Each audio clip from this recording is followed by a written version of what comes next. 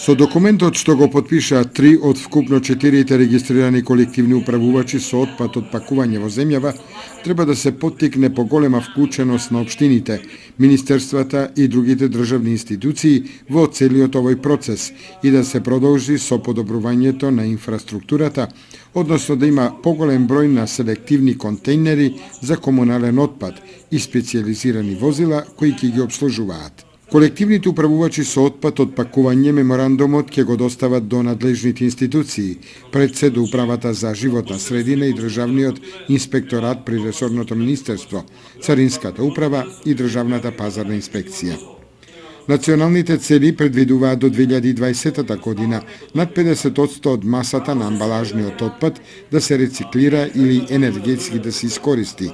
Исполнувањето на овие цели е еден од предусловите за влез на Македонија во Европската унија.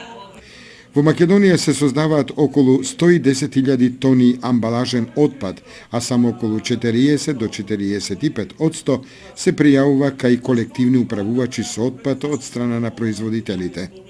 Од вкупната количина се рециклира само околу 20% и тоа пред се хартија и пластика, а другиот дел завршува во депонија.